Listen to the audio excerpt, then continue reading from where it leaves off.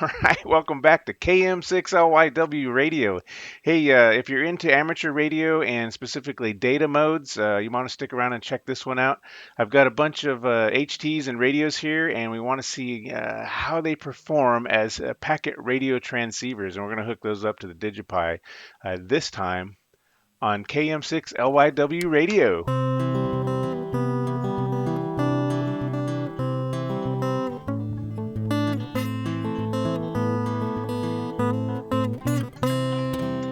All right, welcome back. All right, we're still getting away with the bumper music. This time I plugged it into the mixer so you guys can actually hear it. So hopefully it's not making a ton of noise here. I can mute that channel. All right, so you wouldn't believe how many cables I've got going on here. I'm not gonna show them off here. Okay, so we are talking about amateur radio and digital modes, and we're going to look at a few different transceivers, a lot of the really popular ones. But before I really get into this, we got a little more serious topic, and that is the fact that we have a silent key, unfortunately. Bob Reninga, the inventor of APRS packet radio, passed a few days ago. I don't know if any of you had the luxury of ever meeting him. One of the brightest guys you'll ever know. Check out his presentations. He was involved in the golden packet, where they transfer a packet from the northern end of the United States to the southern end of the United States along the Appalachian Trail. I was lucky enough to be introduced to him by Jeff. Thank you, Jeff. And I know he gave us the thumbs up on a lot of our work here. So that was really important to me. So Bob Reninga, inventor of APRS, is silent key. Thanks, Bob. All right. So back to looking at these different radios. I think I'm gonna get that picture up here.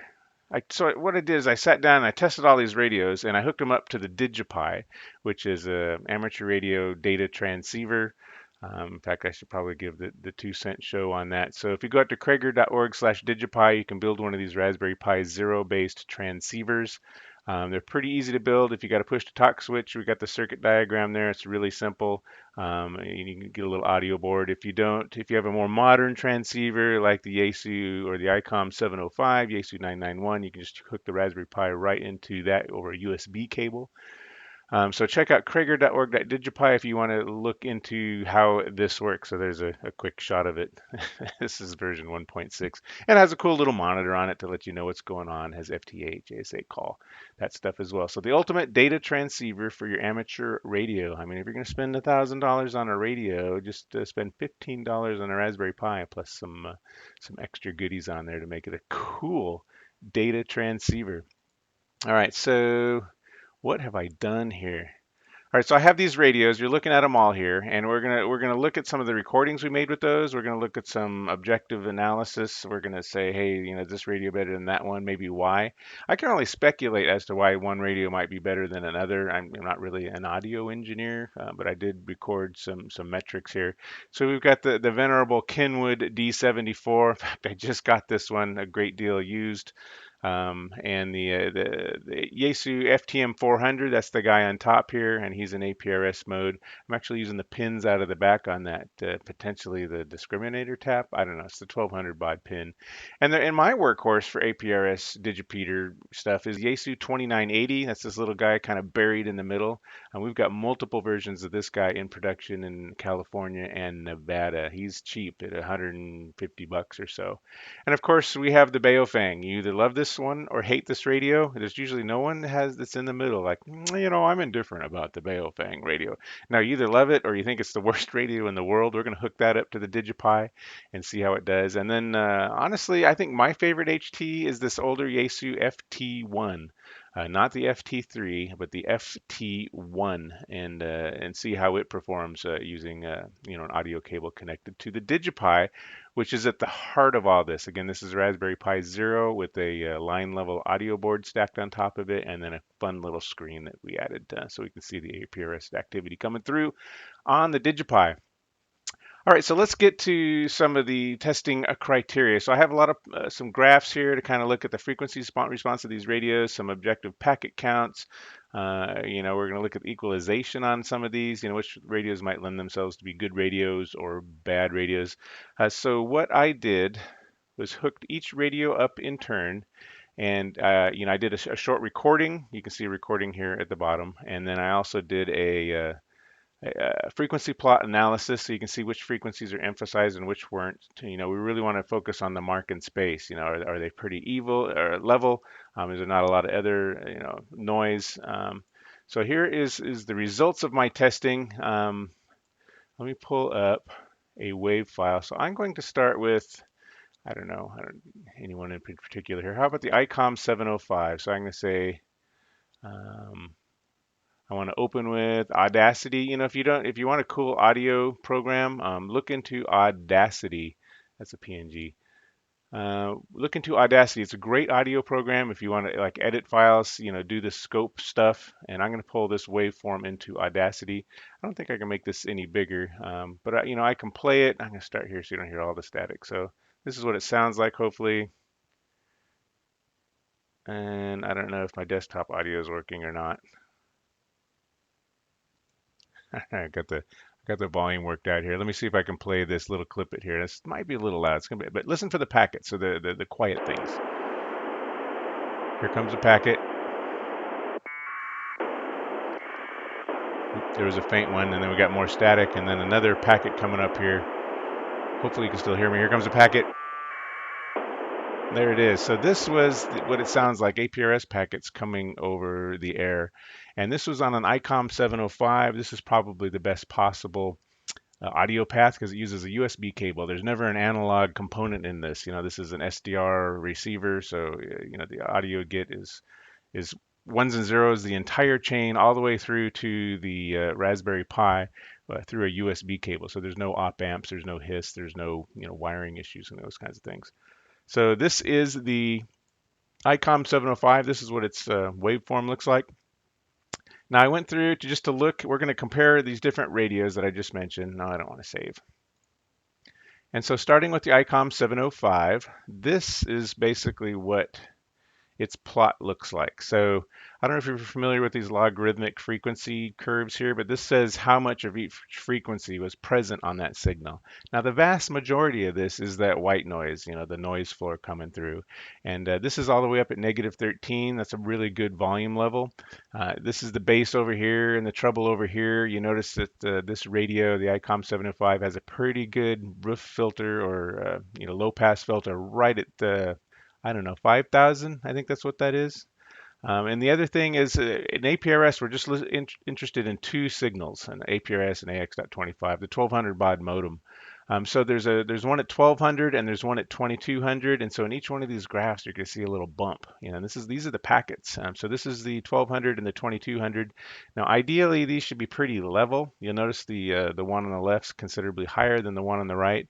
That's okay. It's not bad. It's not out of control. Direwolf and most TNCs will compensate, and they'll use decoders based on the different levels between the mark and the space of an AX.25 packet or APRS packet. So that's the ICOM 705. Let's go to the Kenwood D74. That's this guy right here. This is actually a new find for me. And let's see what his curve looks like. So this is what Kenwood looks like. And remember when we said we wanted to see really level packets? Check this out. These packets are pretty level. In fact, the mark and spacer here, I don't know if I can zoom this anymore. Mark and space. We actually have the space is actually higher than the mark. So this is a really good APRS signal.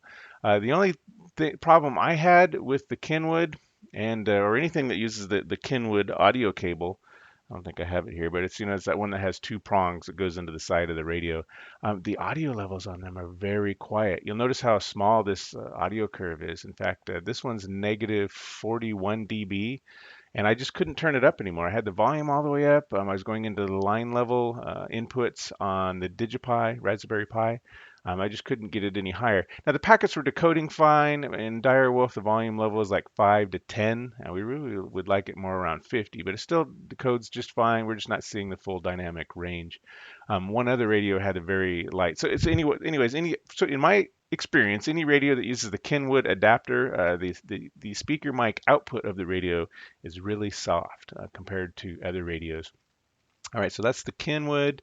Let's take a look at the Yaesu 2980. That is, let me see if I know I got another picture of one here somewhere. So the Yaesu 2980 is this one in the center with the yellow screen. This is the real workhorse. This is the one I would really like to do well. And this is its frequency curve. You'll notice it has a pretty hard filter right here, right at, I don't know, 5,000. We're not interested in that, but we do see the mark and the space here in the packets for the 2980. You also notice the volume is a lot more within spec. We're getting the full dynamic range. The maximum volume we got was maybe about 500 hertz at negative 13 dB. So the Yaesu 2980, this is a winner. And of course, you can adjust the speaker volume. We're using the speaker output on this, so we can really overload the Pi if we want to get full dynamic range. And right now, I think the speaker was set to the volume was set to maybe 9 o'clock. So what is that, like 20% volume? Okay, so that's the 2980. So we did the Icom 705. We did the Kenwood D74. So let's look at another HT. Let's look at the Yaesu FT1. I don't know. Can I even get that in this picture here? So yeah, that's this guy over here on the right. And this is one of my favorite. Honestly, this is my favorite HT. I'll admit it. This is the one I carry the most. Maybe I just don't have a lot of experience with HTs, but I do like that one. So let's look at the Yaesu FT1 right here in his response curve. Again, we see the traditional slope, but we also see some extra jazz out here over way up at 16K. So it doesn't have a hard filter, a low pass filter. It does let some stuff through. Its audio level actually turned down the volume so it more mimic some of the other radios which were a little more quiet, so that you see the volume here isn't full, the full width, full dynamic range. And we also see the markets in space at 1200 and 2200. It's only got like one or two packets, that's why they're not prominent, but they are here. But the level, the space is a lot lower than the mark. We'd like to see those more equal. So yeah, this has some equalization problems coming out of the radio. And again, they do this equalization so it's good for the human ear, but not necessarily good for a computer. I mean, if you're a computer, I guess you just want to see a completely flat curve, right? But for the human ear, this actually sounds awesome. This is what the human ear likes to hear. But that's the Yaesu FT1DR. The one we just showed you. Let's going back. Let's look at a Yaesu FTM-400. That's this radio up here. It's on APRS mode. Now this has a 1200 baud pin on the back of it, which I just assumed was like the discriminator tap or something, which would have no post equalization in it. It turns out that the Yaesu, that pin, the 1200 baud pin, has the more traditional equalization curve. We do see a lot more stuff up in 7,000 hertz that we see in the other radios. It doesn't have a hard filter here, so I guess it's kind of a discriminator, but I would like to see this more flat. I'd also like to see this base curve not drop down too. So I think there is some equalization happening here. We see the marking space here. They're not very prominent. This radio I had turned up all the way. You can see that it had full dynamic range for the noise, but if you look at the packet over here, once the noise goes away and you actually get a signal, this packet isn't loud. It's about 50% of the dynamic range of the channel. So it's about half. So that is the FTM-400's equalization curve and volume. Let's see, and that's going to bring us to the most interesting one. I know you guys are waiting for this one. That's the I don't have it here with me. The Baofeng. I don't have a Baofeng. I can't believe I don't have a Baofeng on hand. I mean, everyone has one. The Baofeng is the cheap radio. And cheap when it comes to price. It's actually a really good value. So the Baofeng is this guy, right? If I'm not covering it, this guy. This can be had for like $30 on Amazon. This radio, and again, it uses the Kenwood plug, so it uses the exact same TNC cable that I made for this, considerably more expensive Kenwood. So let's take a look at the Baofeng's curve. Where are you at? So here is the Baofeng UV-5R. This one has a bizarre frequency curve. Now, I don't know if this is why, because it's an SDR based radio, where these other radios, are more of an analog super heterodyning type of receiver. But you see that the mark in space here are actually, usually you see, the higher frequency one lower than the low frequency mark, but this one's actually inverted. The volume level again was really low, just like the Kenwood. Very low volume coming out of the UV5R. Uh, it's not like it didn't work, but it was just really low. And you can see I've got a packet here and then a bunch of noise on this play.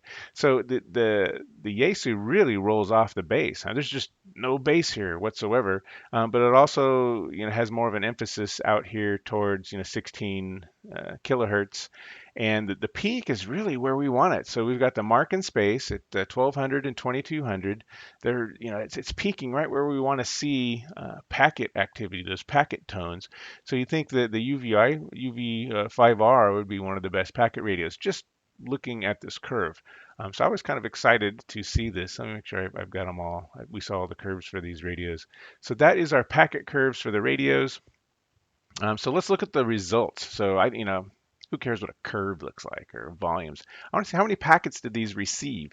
So I basically ran each radio on for about 15 minutes, plugged into the DigiPi here, and just started counting packets. Now I know it's not scientific. Ideally, all the radios would be on the same time, have exactly the same antennas, not to interfere with each other, and we could see how many they could receive. I have done that with some HTs. Just held them up and just to do packet counts. In fact, I did that between the Yaesu FT1 and the FT3. Maybe I might make another video on that, but there's a big discrepancy between using the Yaesu FT1 and the FT3 as far as total packet count reception goes. Internal to the radio, not even plugged into a Raspberry Pi. All right, so let's take a look at our counts. Let's see if I can find it here. So this is the result. This is the stuff we're interested in. I don't know if I can make this any bigger. Kind of surprising. The Baofeng failed spectacularly. It's the bottom of the list. So these are each of the radios, and up top here we got the 2980, followed by the FT1DR, the handheld, Yaesu's handheld, followed by Kenwood's now out of production yet otherwise flagship HT. It did well. The Icom 705. Honestly, I think I did the 705 in the morning. All of these are in the noon hour except for the 705 and the Yaesu FTM-400. So these, they're close enough. They're all kind of in the same range. So the Icom did good. The Yaesu F400 did great at 61 packets every 15 minutes. So this is how many packets we received over 15 minutes. So the Yaesu 2980 did really well, and I was kind of excited to see that. Just because I've got these in production in multiple states, I want to make sure they have the best possible reception. The Baofeng, unfortunately, this is kind of the interesting bit of the statistics. It only got 3 packets. And I really don't know why that is. The only thing I can speculate on, it was weak packets the Baofeng just couldn't pick out. So, its sensitivity, discrimination, I don't think it's there. And maybe that's just because of the virtue of an SDR receiver. But, the Icom 705 is an SDR receiver as well. And it's up there among the leaders, right, with the other radios. So yeah, the Baofeng UV-5R as a receiver could be a lot better. As far as transmission goes, these are all pretty much the same.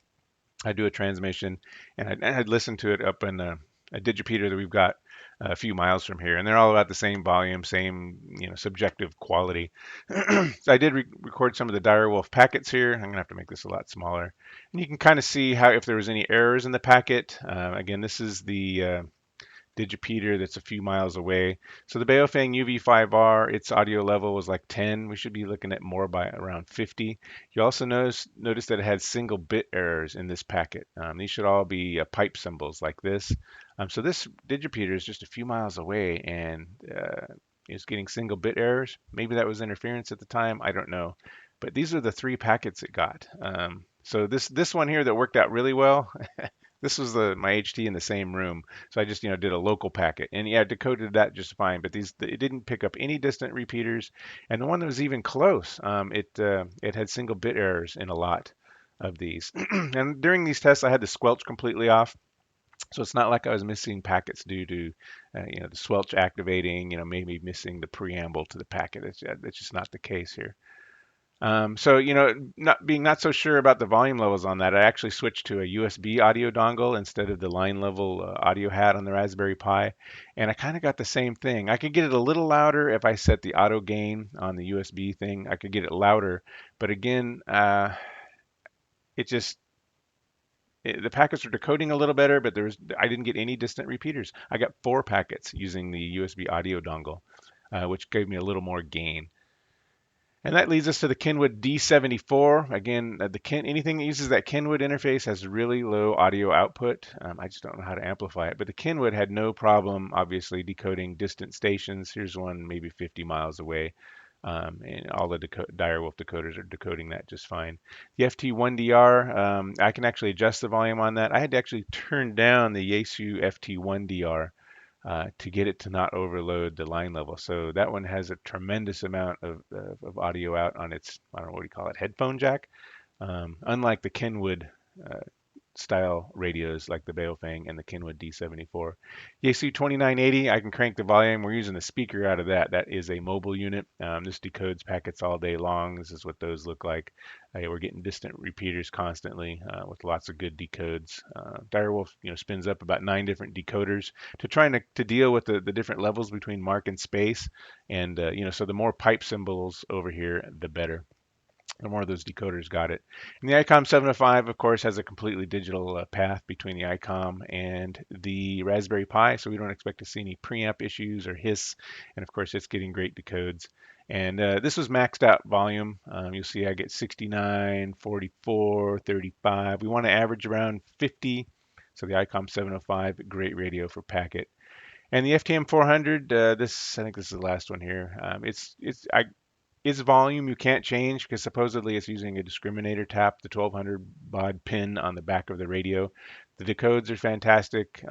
This is again a digipeater 50 miles away or so. I don't know if I have any locals. This guy was maybe 2 miles away, and that was the Yaesu FTM-400.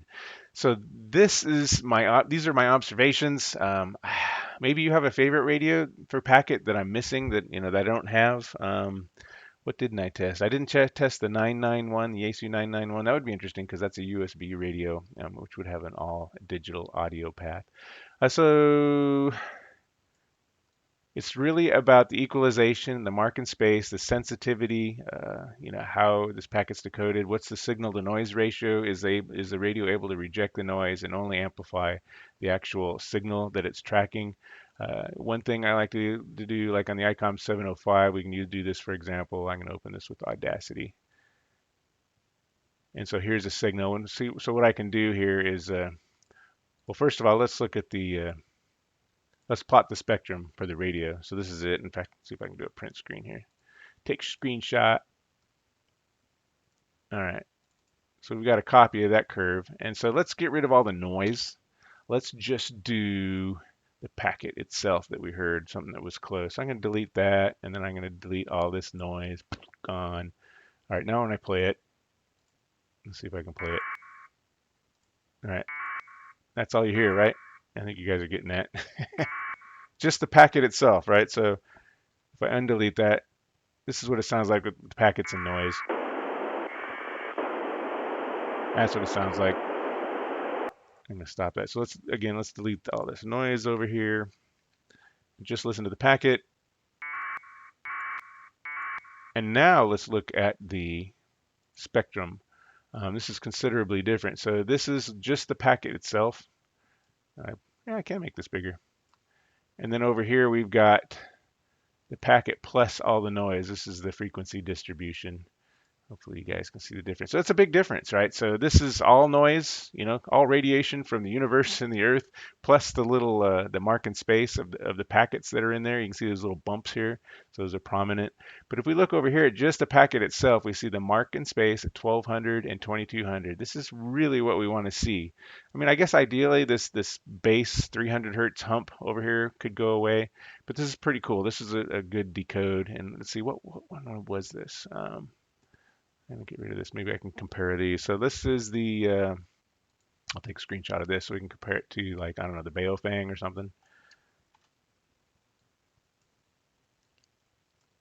Close this guy. So this is the Icom 705 that we just captured. I'll close that. No, I don't want to save. So this is the Icom 705 over here. So let's look at the Baofeng recording. I'm going to open this in Audacity. Audacity is so cool. All right, so it's got a packet. That's on the Baofeng. It sounds a little different too on the ear. That's the Baofeng. That's a local packet. I mean, that was like in the same room. That's why this one came through. All right, so let's kill all of. Let's kill everything with the packet data, and we're going to see what the equalization looks like. Let's kill all of that. Now we just got the packet. Cool. And now let's do a plot spectrum on this. And so that's the Baofeng, and this is the Icom 705. If I can not click on the right window here. So here's the Icom 705 on the right, and the venerable Baofeng on the left. So I don't know, you guys tell me, what's the difference in these curves? Obviously the mark in space is prominent on both of those. So we've got the Baofeng over here and the Icom 705 on the right.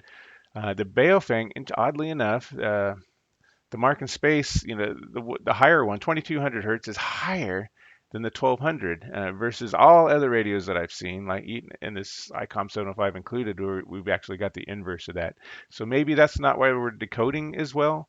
Additionally, it's obvious we've got a bunch of strange harmonic spikes up here that we're not interested in, a way that goes all the way up to 20K, 20,000 hertz.